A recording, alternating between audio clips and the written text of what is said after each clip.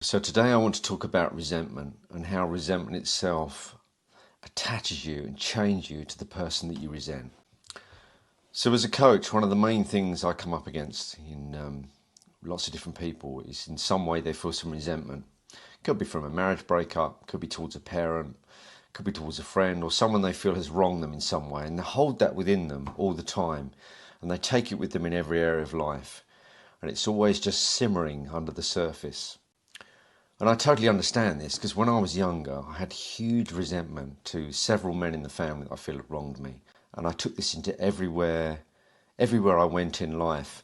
And it also stopped me from doing things. It stopped me from properly expressing myself because it lives the conditioning of the person that gave you this resentment. The only way out of resentment is through forgiveness, but you have to be ready for this.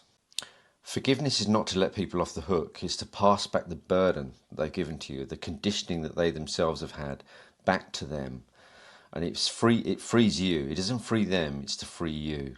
So in no way does it let them off the hook, although you do have to be ready to forgive someone. There may be a differing multitude of emotions you have to express first and allow within yourself before you can move towards forgiveness. I remember one young man, a really lovely young guy, got in touch with me once and came to see me.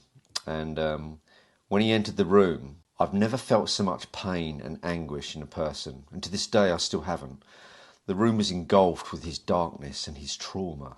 He'd been through quite a horrific time, this young lad. And I've never felt so much anguish in the air around me. It literally engulfed the environment. You could feel it from him. It was incredibly powerful. And the young man went on to tell me that he'd just come off a residential forgiveness and compassion course for a week and it hadn't worked and he still felt the same way. So I asked the young man, I said, have you allowed yourself to be angry?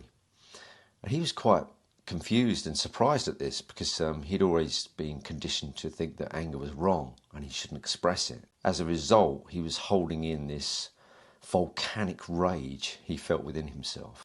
So I got this guy moving, literally, physically moving out of this traumatic space he was in, and allowed him to get a touch of this massive anger and rage he had within himself and allow him to process it and bring it out into the open in a directed, positive way so that he could actually feel what this anger was saying to him.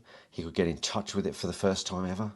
And I remember the Buddhist teacher Jack Cornfield, who's written several books, spoke about how he used to go into solitude in the woods and throw stones in the woods to express his anger and get in touch with it. Well, it's exactly the same thing, but we have this idea that anger is wrong, but actually anger is a transformational force that we can use it to overcome our own resentment, because resentment will grow if we're not allowed to express our emotions. It's there simmering underneath and causes great harm, physiologically harm on the body. So it's our negative connotation of anger that keeps resentment alive. So anger is transformational. Everybody should allow themselves to be angry, because often you won't access forgiveness and love and compassion, and then you allow yourself other emotions on the process once you've been harmed or hurt in some way. So anger is transformational. Gandhi's grandson, I think it was Aaron Gandhi, wrote a book called The Gift of Anger, well worth a read. It talks about the transformational power of anger. So it's something that we shouldn't be looked upon as negatively, but a positive output and expression of energy that we need to go through in order to eventually overcome our resentment and find our way to forgiveness.